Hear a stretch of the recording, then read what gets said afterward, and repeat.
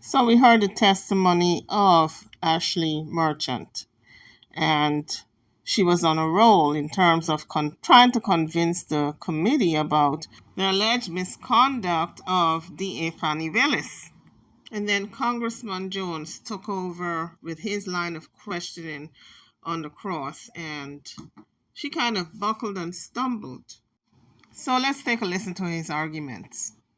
But before we do, as you come onto the page, kindly hit that like bell and subscribe to the channel if you haven't done so as yet. Thank you. This afternoon, you've been very patient with us. I'm going to give Senator Harold Jones an opportunity to ask a few questions. Under our rules, we do allow at least one member of the minority party to participate. And Senator Jones, you're not time limited. If you, when the buzzer hits and you've got to go to court, you tell us, but I feel like we got at least 15, 20 minutes. Oh, you definitely do, and I'm happy to answer any questions you have. My court's at 115 in Fulton County, so, you know, if I get in trouble, if you can call the judge, then I'm fine. You got it. I just wanted to go back to the issue about the conflict, because I think that's kind of what brought us all here to some extent. On one issue, in your brief, the most recent one that you filed. The second one? Right. Okay. On page 21 of that, you went ahead and acknowledged that the aspect about him not signing, I believe, or being duly authorized to be a prosecutor, that's already been handled in one court, but you're still bringing that issue back up. But it has been decided in the negative. In one court, of course, you are still bringing that issue back up. Yeah, so you're talking about the oath? Right. The oath issue. Yeah, so Manny Aurora was working on this issue early on, and he filed a motion about the oath. At the time, it hadn't been filed. And in and of itself, that's not, that's not filing an oath. That's not going to get rid of a case. That's not going to disqualify in and of itself. Clearly, the judge told us that in the order. But I was trying to paint the entire picture and how I felt that it was relevant, and it definitely is not a ground that I was arguing for disqualification, but I felt that it was relevant because it shows that they were hiding this relationship, and all the evidence indicates that. Right. Now I was just kind of showing why I'm moving on to this next particular point here, which goes to page 24 of your brief, which deals with, I think, the thing that's really out there in the media, which deals with the relationship and aspects of that in some kind of way this creates a conflict of interest. And, of course, the judge is going to rule on that, but I still think it's important to kind of go through it. And you cite the case of Whitworth versus State. What in that case actually applies to this particular case? I don't know if I'm looking. You said it was the last one that I filed? Yeah. So February 9th. Yes, page 24. Page 24. You said Woodward? Whitworth. I don't see Whitworth. At the bottom, Georgia courts have developed their own standard for disqualification of prosecutors. That's not my page 24. You must be looking at a different, the one that was filed February 9th at 3:47. Ms. Merger, we can't hear you. I'm so sorry. Just pull the microphone just a little bit closer to you. Yes, I want to make sure I'm following the same one. You're talking about the defendant supplemental reply that was filed on February 9th at 3:47? No, let's go back. Okay. Let's use your first one. Okay. Yeah.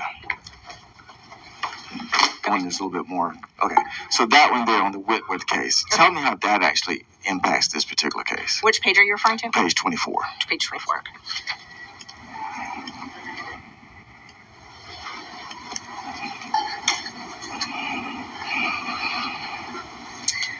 So the site is Whitworth. The court recognized a conflict of interest as a ground for disqualification.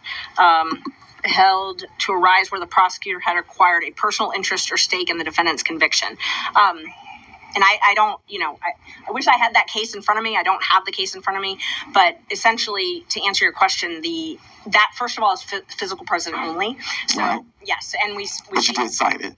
And said that it's physical precedent only. And you're using that as the basis, really, to say it's a conflict. There's no other case law that you actually use in this particular brief to say it's a conflict other than Whitworth and also amusement sales, which deals with contingency fee. Right. And so in Whitworth, and I have the case if you want to go through it, it actually talks about that there's ways of citing the conflict. Right. Number one would be if he had or prosecutor had actually spoken to the defendant.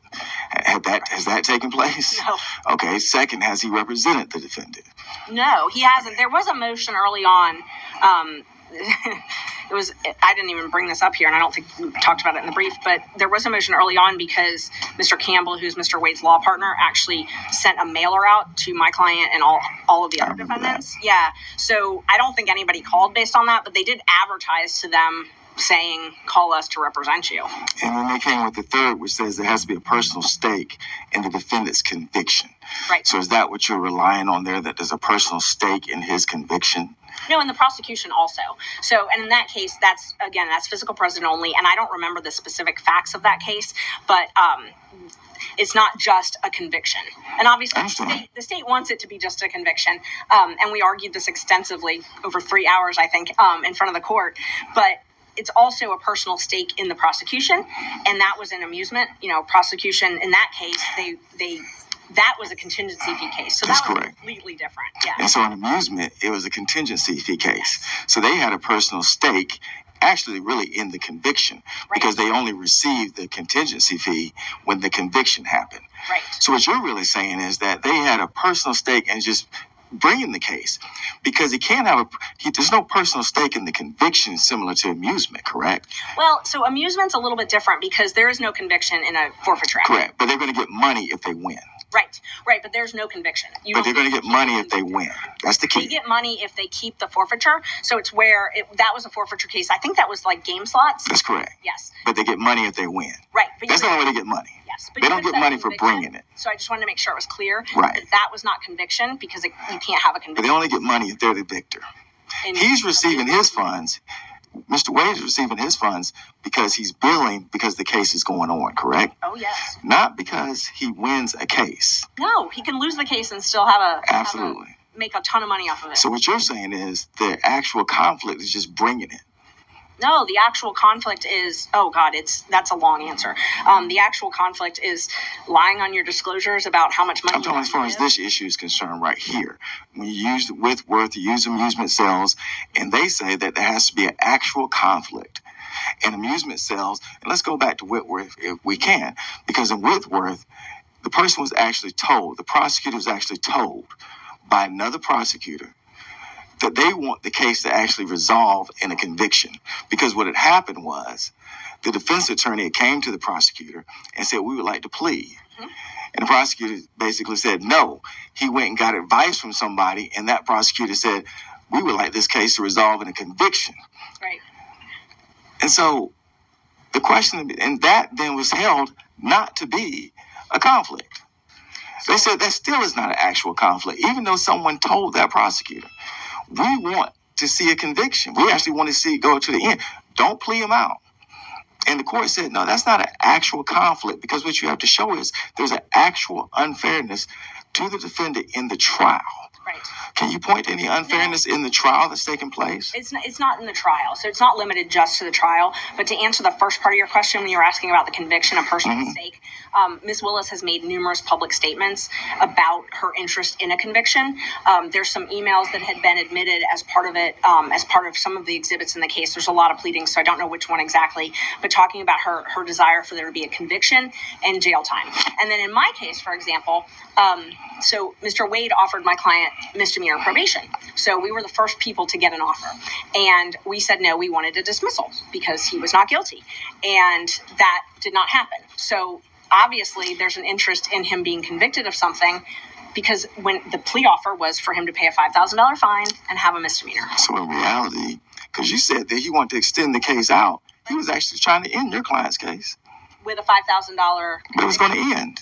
It would be no more billing on that case, because earlier you said that you believe, which was total speculation, that they created this case against your client to do more billing. And what you're just telling me now is that he was willing to stop his billing because he offered your client a misdemeanor and you rejected it. You're the one who's continuing the billing. Oh, I don't bill by the hour. No, you're the one that's continuing to make him bill. He was willing to cut that off. You said, I believe that they created this case against my client so they can continue to bill. But he basically went out and said, I'm tired of billing. I'm going to offer a misdemeanor. Okay, And you said no. Take a couple notes because you had a couple questions there. I want to make sure I answer all of them. So the billing, so as far as the billing and the offer, so what I was trying to explain, and I'm glad you gave me this opportunity to sort of go into it in a little more detail. I tried to explain that there are really three classifications is how I broke the indictment down. There's the folks that are involved at the federal level. You see those people having, they were in D.C. Then you see the electors. Then you see coffee. These cases could have been handled. Ms. Merchant, we can't even hear you. Oh, I'm so sorry. Just pull it I didn't. up right Sorry. to you. Pull it to the edge of the desk if you have to, so everybody Okay. can hear. Sorry. Okay. So how I was trying to explain it is I separate this down into three different types of cases. And it could have been handled that way. Coffee County could have been prosecuted in Coffee County if it had been chosen to do that. The stuff with the federal could have been handled in federal court if they had chosen to do that. Then the electors would have been the only remaining case that could have been prosecuted in Fulton County. Instead of choosing to do that, and it's not just my client in particular, but that group in the middle, by putting them all three together, it expands the litigation. How it expands it is a couple different ways. It expands it because when you charge a RICO case, you can bring in evidence of everything.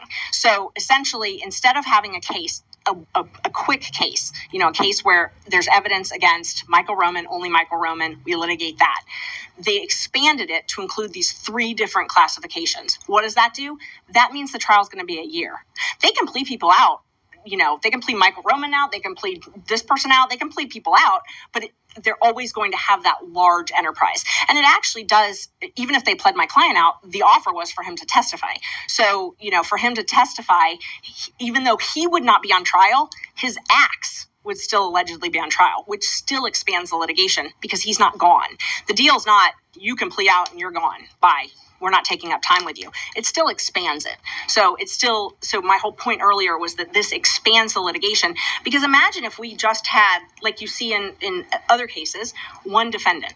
You can limit the information to just that crime and that case. Or you could have three separate indictments.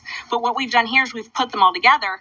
You've made it so that it's necessary to have three trials because there's no quorum that can fit all of those people.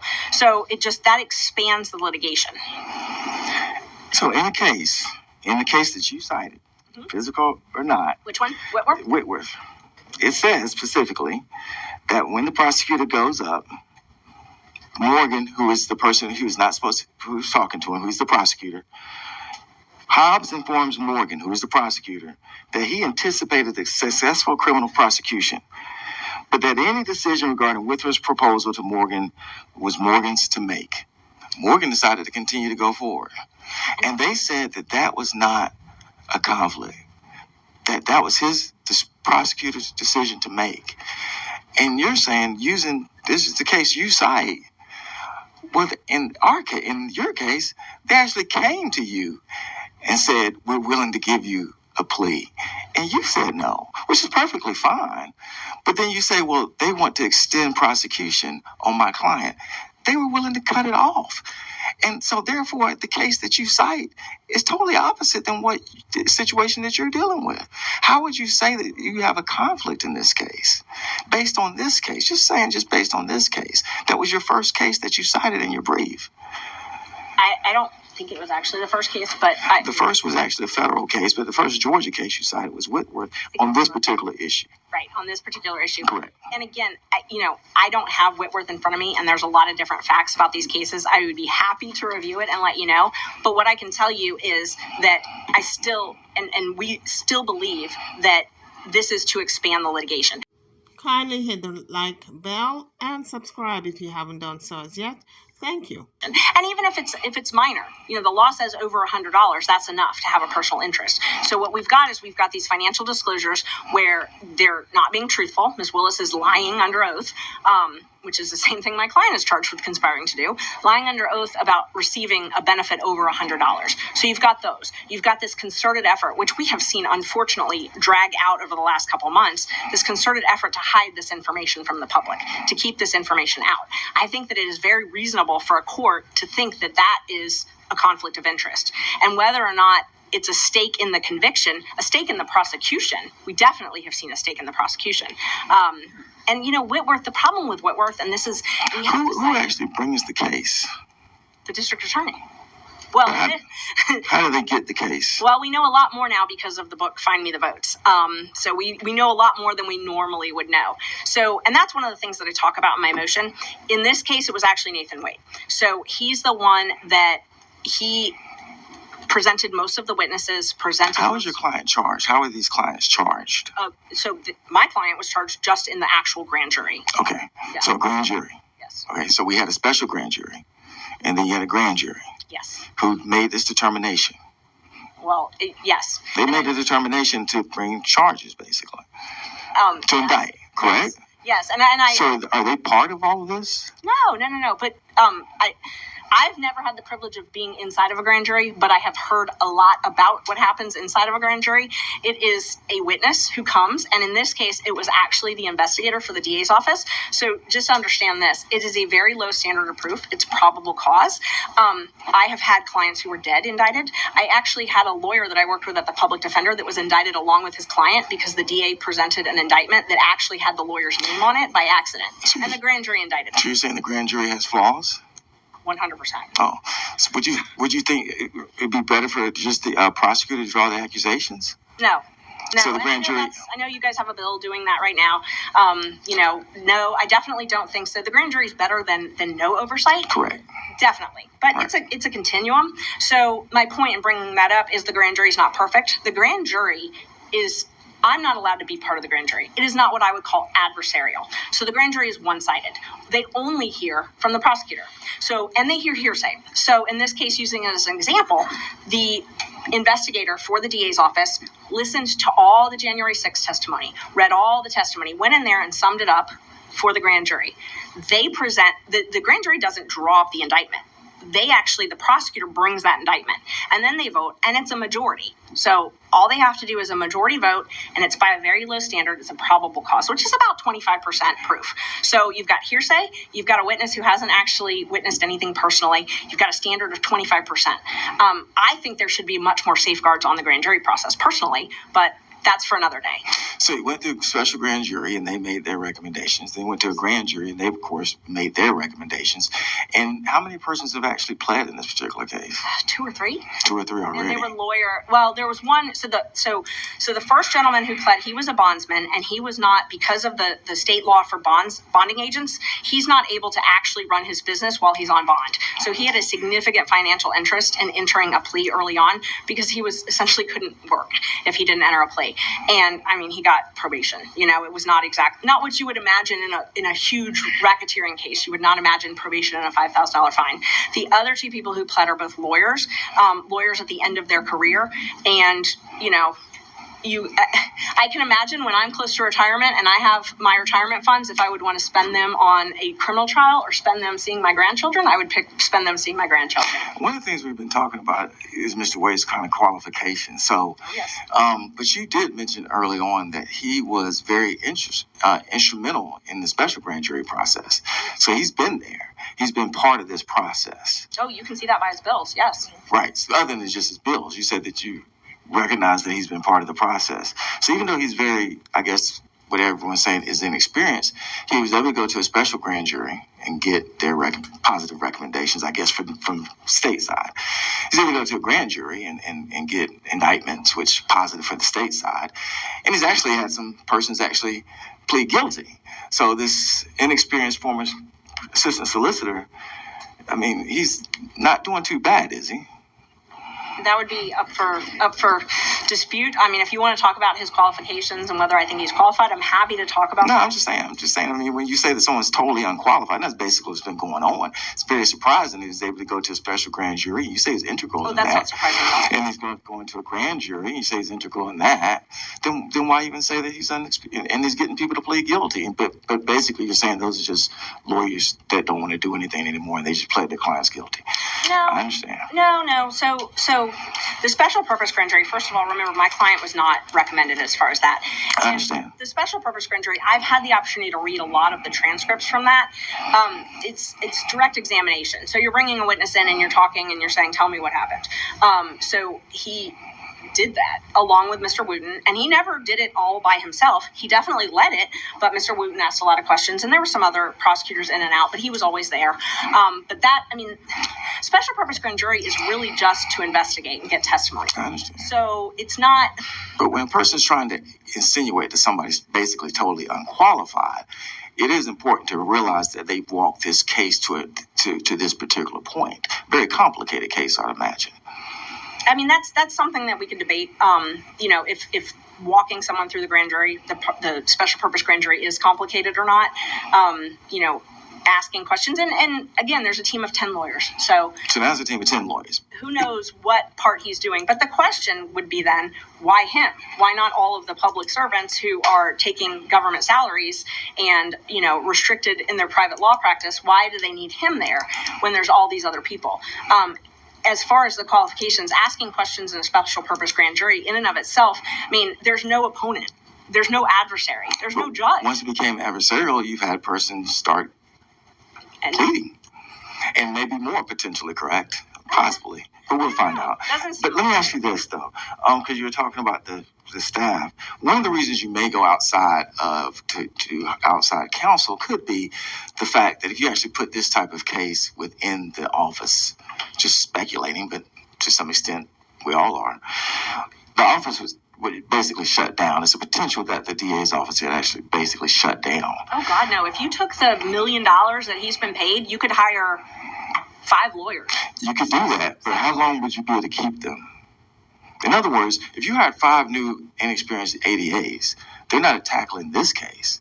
And also, well, the inexperienced ADAs are not going to make $200,000. So if you're hiring inexperienced ADAs, you'd probably be able to hire 20. But that's not what. But the key thing is, that job that you're talking about that you're going to hire with that, with the $1 million that you'd have paid him, if that's your theory on it, that's not going to stay. That's not necessarily going to be long term if you're just saying the money you paid him, you could have done this. Because his is a short term kind of situation. His is on contract, so it's short term. It's not a long term contract. It's not going to last for a person's career. So I understand the back and forth when persons were saying, well, they could have used this money for that. But that money was delegated for him on the short term project, so to speak. So it's not anything that a person would come in long term and actually necessarily do. But at the same time, that would be up to the district attorney to make that decision, how she's doing that. But I just make the point that so far, from a district attorney standpoint, I would say that they probably believe that so far the case is successful. And we can argue about what's qualified and what's not, but certainly I think that they would argue at this point the case has gone from a successful pattern for somebody that's been denigrated and said is totally unqualified. I did want to go into these trips. How much was the money? Go ahead. Thank you. Was that a question? Because I'd like to respond if it is. Yes. Okay.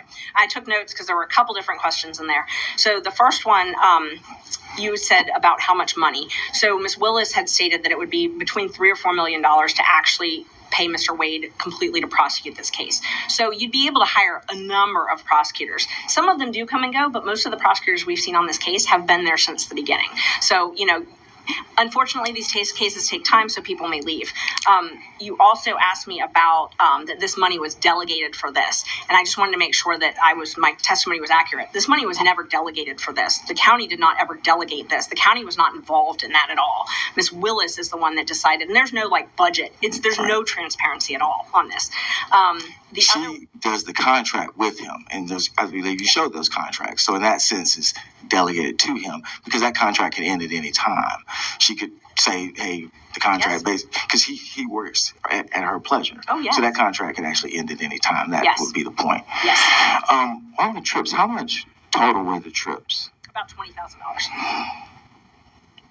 And I think it was about $17,059. But even if we say $20,000, what was the average cost of each one of those trips? Unfortunately, they did not provide all of the records. So I can't tell you exactly. All I can tell you is what Mr. Wade charged on his credit cards. I can't tell you. Most of it was paid in cash. So there's no record. So I wish I could tell you, but... Going by your slide, one was $3,335, one was $4,453. Which one? Hold on, I want to make sure I'm clear on each. You had 6 trips. Okay, but which trip are you talking? Well, you said one is 3,000 something. I want to make sure I'm clear. Yeah, put it back up for me, please. Yeah. There we go. Okay. So the first one, Royal Caribbean, 3,335. Aruba, 4,453. And then you see the next one, and then the next two. How would that compare? I mean, what is that so unusual for on price points so far as trips are concerned? No, I mean, I don't think so. The Royal Caribbean, so I can tell you because I know these records really well. I mean, Royal Caribbean, I specifically kept out the money that he spent on his mom's cabin. So they had two cabins. His mom had a cabin. They had an oceanfront balcony. For the Bahamas, I think oceanfront balcony is probably upper middle, but I don't know that it matters. Flew comfort class, not unnormal for a lawyer. Do you know what maybe the average American spends on vacation? Not this much. You don't think? No. Have you looked? No, I haven't, but I would imagine most of the Fulton County taxpayers would love to go on any of these trips. Well, if you, since you speculate a lot, I could speculate and say that you did look, and that's why you didn't put it in your brief. Because Forbes actually says that the average is about $3,700 that a person spends on a vacation. For a single person or a family? Family of four. Well, at that time, they were taking 2 and 3 at the time. That makes sense. That's about normal. Hold on. I want to make sure that's clear. You said they were taking 2 or 3 at a time. All of these, I made very certain that my numbers only included the 2 of them. So the one trip that they took his mother on. 2 adults. 2 adults, yes. It's nothing extraordinary. So you said $3,700 for a family of 4. Right. That does not surprise me. For families that can afford to go on vacations, does not surprise me. So it's basically what the average American would do. So that's yes. This is half of that for 2 people. So you said $3,700 for a family of 4. This is for 2 people. Right. It's just 2 people. Right. So yes. Yes. So it wouldn't necessarily be half. It's 2 adults. Bottom line is, it's not extravagant. It's not lavish, is it? The law only says $100. So but it's not lavish. That's one of the reasons I didn't include all the Ubers. I quite frankly didn't want to do the math. But there were a ton of Ubers on each of these trips. There was a hotel at the beginning of the Royal Bahamas. I didn't include that. I didn't want to do the math, and I also did not want to. And how much does Ms. Willis make? 200 and something thousand a year. So your argument is that a person who makes $200,000 a year is actually setting up prosecutions to go on a trip that costs $3,500. That's your argument. No, not in isolation. I mean, you're talking about in isolation. No, I'm not talking about in isolation. I'm talking about what's in briefs. I don't know what else you may be speculating about. I'm just talking about what's in briefs that says this is the benefit that she got. And all I'm saying is that I got a person who's making $200,000, and the benefit that you're putting into the briefs, not what you may say that you may find elsewhere, but the benefit in the briefs is I go on a trip for $3,300, $4,400, and they have made up all these prosecutions to go on a 3-day cruise for $3,300. I mean, that's your argument. If that's your argument, that's your argument. That's not. That's in the brief. That's not our argument. So we did argue for about 3 hours. What else is in the brief? What else is in the brief? Yes. A lot of facts, a lot of law. No. As far as actual financial benefit. So the financial benefit that I put in the brief was what I could prove. I did not want to have any, as you call it, speculation. I did not want to speculate about anything else. So I did not know if Mr. Wade paid for an Uber that Miss Willis was literally sitting in at the same time. You can kind of assume because it's from the airport to the hotel, but I did not want to speculate to that. So I didn't include those in the numbers. So the hard numbers in here are all of these numbers that are on trips. That's what's in brief. Yes, the ones that I actually had hard numbers that I knew that she had. Yes, that's in the brief. In our business, we deal with proof, and so that's the proof that we have. That's what I that person is doing all of this for that. Right. Okay. Oh, yeah. And so what I included was what I had the actual hard proof of. And then some of it's attached to the brief. Some of it I got by subpoena. So some of it is actually exhibits that were admitted. I think I submitted to you all the certified business records from a couple different travel agencies. Those are actually admitted. And there were a lot of other receipts that I had that I did not know for sure if they were joined. And so I didn't include those. And I haven't talked about them today. Correct. Exactly. That's correct. I 100% agree. So this is what we're dealing with. Yes, you're dealing with the stuff that's hard proof. Correct. That. So my next question then becomes going to conflict as far as his salary is concerned. Just curious.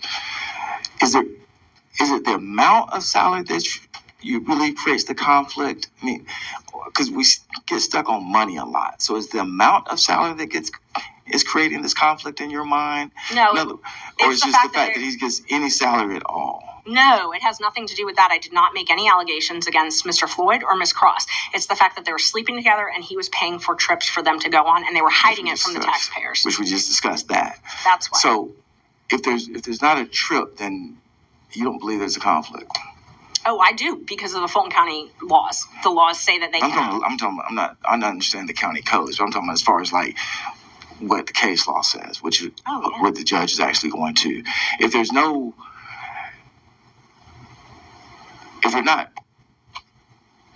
hiding that or against the Fulton County ordinances, they were do you believe that there's a conflict? If they brought it out and said, hey, we're dating, is it a conflict in your mind? They only brought it out once I alleged it, and they called me a liar multiple times. What I'm saying is that they brought it out. Would it be a conflict in your mind? Is it a conflict? And what would be the conflict? So in a perfect world, what you're asking is if Miss Willis had gone to the Board of County Commissioners and said, I'm having an affair with this man, but he is brilliant and he would be an amazing prosecutor on this election interference case. Can I have an appropriations of $3 million and I will get it done? And she had said, and I'm going to go on vacations with him and we're going to date and we're actually going to go home to the safe house that Fulton County is paying for and he's going to be here for 4 hours at night. If she had said all that and they had given what they gave in Exhibit J, knowing that, Exhibit J, we wouldn't be here.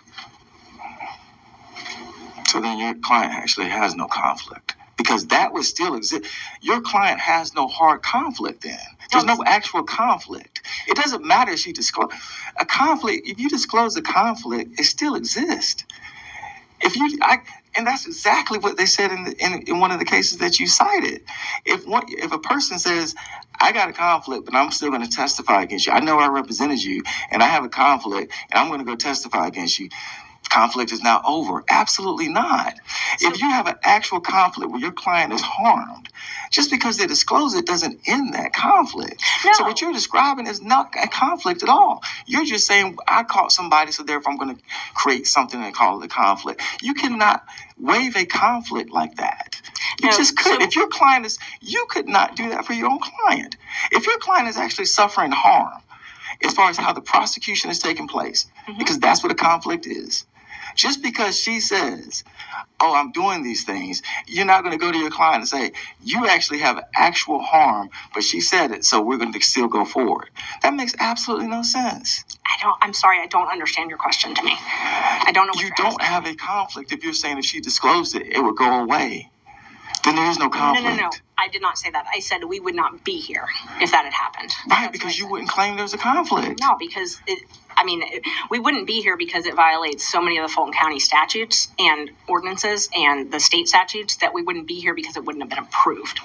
But if she disclosed it, not the way you said it.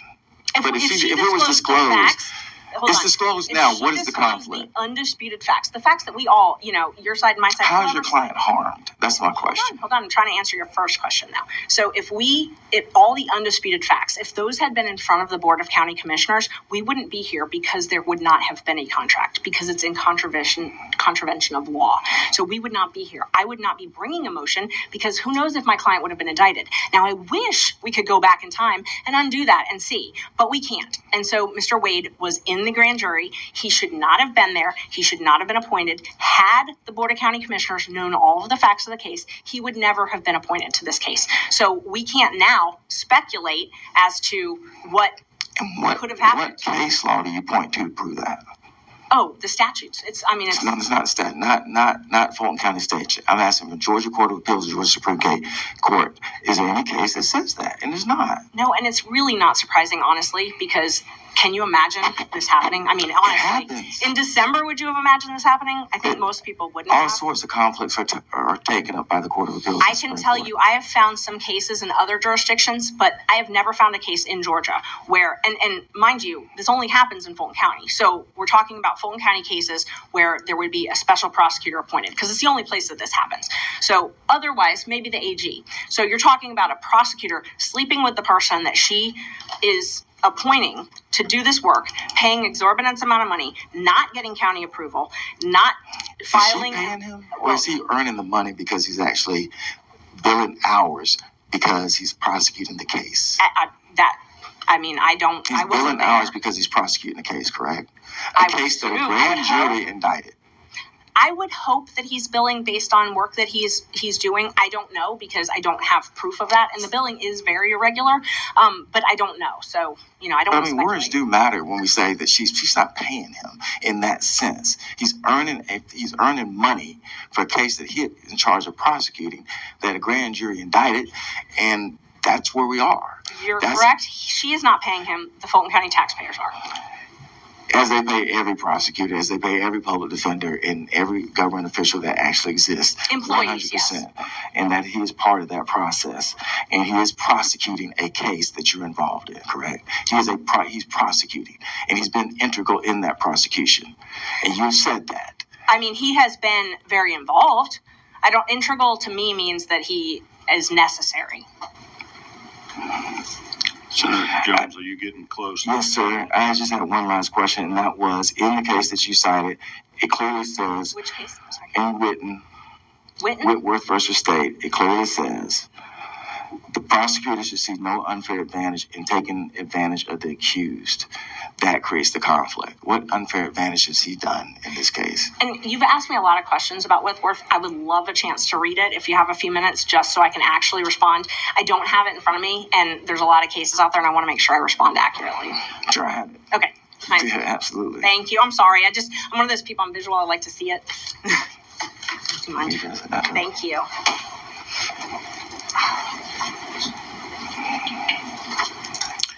While she's looking at this, we're going to wrap up here in a few minutes. I wanted to let the public know how you can get information to us. Each senator on the committee has a separate email address for committee business, and it's simply the last name of the senator. In my case, it would be calcert.inv@senate.ga.gov. INV, obviously, for investigation committee. So each senator, their last name, .inv@senate.ga.gov. And David Cook is sitting over here in the corner as the Secretary of the Senate. He is going to be the safekeeper of any documents or evidence that we accumulate. His email address for this purpose will be cook.inv@senate.ga.gov. I've had a number of citizens that have reached out and wanted to provide information or be heard or testify possibly in front of this committee. And we are encouraging anybody that has input or information that might be helpful to us to provide it to a committee member, ideally to cook.inv@senate.ga.gov, because Secretary Cook will provide it to all committee members. We don't have a next meeting scheduled yet, but it will be no more than a couple of weeks away. Ms. Merchant, you may not be able to have completed your testimony today, and we may have to call you back for additional questioning after today, but I'm not rushing. Take your time, read that. Can it not be the first week of April? Yeah. Cobb County spring break, please. That'd be fine. Thank you. Okay, yeah, no, I'm so glad. So this is Morgan. When you said Morgan, it should have J-Tom. It should have struck with me. I remember this now. So this case, J-Tom was actually the district attorney when he first took this case, and he was not. Don't talk. Wait. Oh, I'm sorry. I forgot the microphone. I'm not good at that. Sorry. He took employment later on. So the employment, it's different than our case because he took employment later on. He wasn't actually paid hourly. He was a member of Prosecuting Attorneys Council. And I'm glad you brought that up because that was one thing that I didn't really go into earlier. The other way that counsel is usually appointed in these cases is the Prosecuting Attorneys Council actually appoints it. And that's what happened in that case. But they sometimes will pay an hourly rate if it's something that is needed. But in that case, he was actually the district attorney in another county. And that's what I've experienced before. So the 2 times I've had special counsel, it's been because it's somebody from outside in another jurisdiction that's brought in. So that's what happened in this case. But then he took a job later. The other big difference with that case, and this came up in our oral arguments with the judge, that's a post-conviction case. The standard of review is very different post-trial than it is pre-trial. We're in a pre-trial posture. And we talked about that because the judge asked us a similar question about how to distinguish that. That's the big issue. And the judge pointed that out. That is post-trial. Post-trial, we have harmless error review. It's not a great review. So, it's just like ineffective assistance of counsel. If you stop the harm before it happens, it's a different review than if you fix the harm after it's already done. It's really hard to overturn a conviction once the conviction happens. And that's what you have there. But in this case, they never got to the harmless error because they said that no conflict existed. I understand what you're talking about by the harmless error, but they never discussed that because no conflict existed. And you're right, it is post-conviction, but bottom line is you really did not address the aspects that I was talking about when they say is a conflict. And it's not me putting this case in talking about a conflict. It was the case that you guys actually did cite. With that, Mr. Chair, I yield. As you leave the page, don't forget to hit the like bell and subscribe to the channel if you haven't done so as yet. Thank you for watching.